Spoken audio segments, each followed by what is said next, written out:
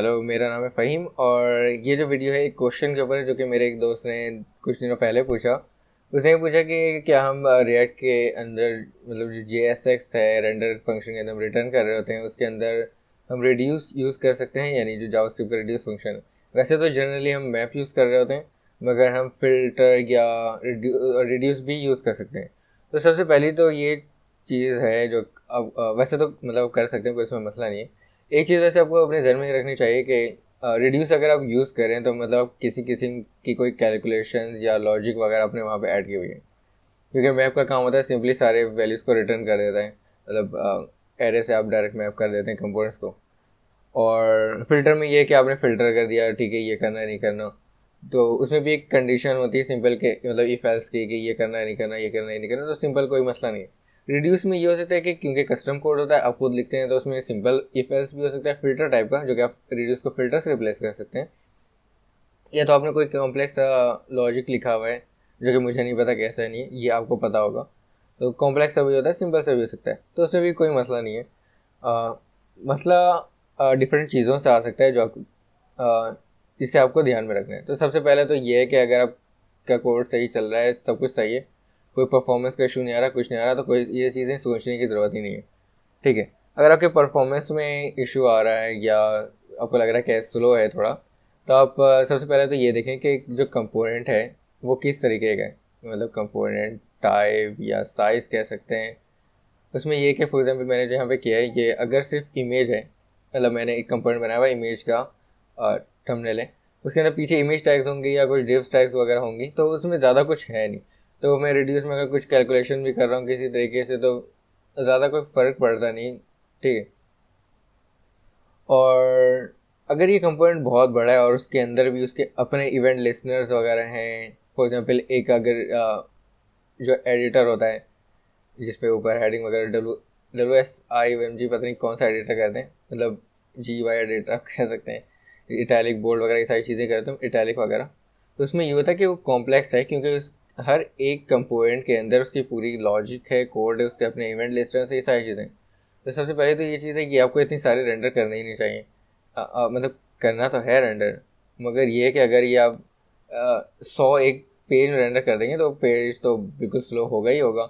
मगर अगर 2-3 कर देंगे तो डिपेंडिंग ऑन दी कॉम्प्लेक्सिटी या जिस तरीके का कंपोनेंट है, परफॉर्मेंस का इशू हो भी सकता है, नहीं हो सकता, तो वो एक अलग चीज़ है।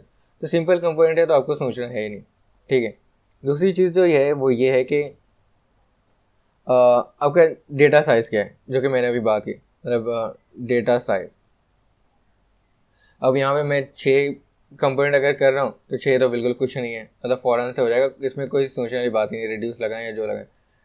और अगर मैं यही 600 प्रिंट करूँ तो मुझे सोचने की ज़रूरत है कि यार मुझे 600 प्रिंट करना भी चाहिए या नहीं करना चाहिए। वैसे तो पेजिनेशन होना चाहिए, मगर फॉर एग्जांपल टेबल के रॉ वगैरह के अंदर वर्चुअलाइजेशन वगैरह भी कर रहे होते हैं, वर्चुअल लिस्ट वगैरह, तो वो आप उस तरीके से कर सकते हैं। और अगर आप उस पर रिड्यूस लगा रहे हैं और उसमें कोई कस्टम फंक्शन है तो ऑब्वियसली ये ज़्यादा और ज़्यादा मतलब आप इसे कॉम्प्लेक्स कर रहे हैं। 6 के अंदर अगर आपने 20-25 लाइन का भी कोड रिड्यूस के अंदर लिखा हुआ है, तो डिपेंडिंग ऑन दी कोड ये आपको फ़र्क पता भी नहीं चलेगा। ठीक है।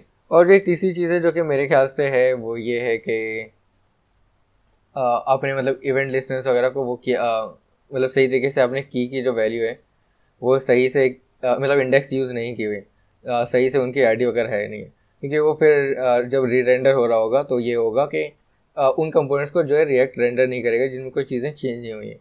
तो ये आपकी परफॉर्मेंस के लिहाज से एक वो है। अगर आप आईडी या कुछ ऐसे फालतू की चीज़ें डेट वगैरह न्यू डेट अगर यूज़ कर देंगे तो ये क्या होगा कि जब भी रेंडर हो रहा होगा वो दोबारा से मतलब आपका फंक्शन जो है वो भी चल रहा होगा, की वजह से दोबारा रेंडर हो रहा होगा।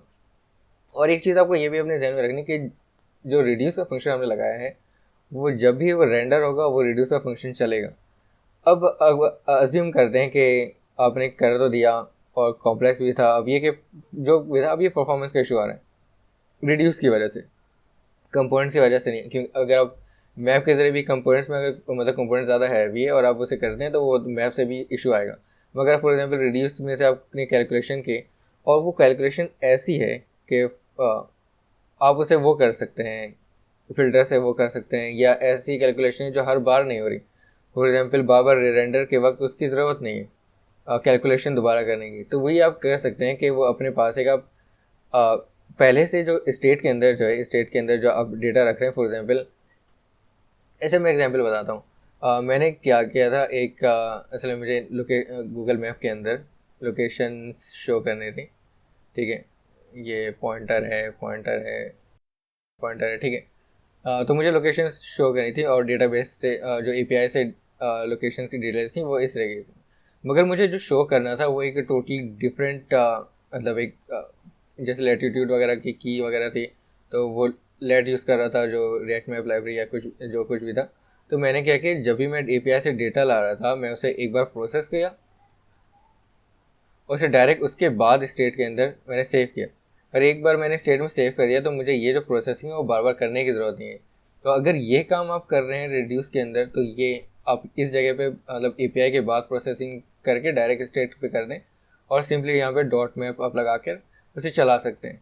मगर अगर ये चीज़ें जो कि आप मतलब फॉर एग्जाम्पल हर रेंडर के ऊपर आपको डेटा चेंज हो रहा है या आपको चीज़ें चेंज करनी है, फॉर एग्जांपल फॉर्मेट वगैरह के अंदर, डेटा के अंदर, या उसे वो करना है किसी तरीके से फिल्टर वगैरह, तब हो सकता है कि आपको रिड्यूस की ज़रूरत हो। मगर तो बस इतना ही था इस वीडियो में। कुछ आपके जो क्वेश्चन वो कमेंट में आप बताएं ताकि पूछें, और कुछ सजेशन हो तो वो भी दें। मगर इसमें अगर चीज़ें सही चल रही हैं, परफॉर्मेंस का इशू नहीं हो रहा, तो ये सारी चीज़ें सोचने की ज़रूरत नहीं है। और बस अगर सीखने के लिए है आपको, ये है कैसा होना चाहिए नहीं होना चाहिए, तो ये आप कर सकते हैं। इन सब चीज़ों का बस ध्यान रखें और मतलब सही चल रहा होगा, कोई मसला नहीं होगा। ठीक है, थैंक यू फॉर वॉचिंग।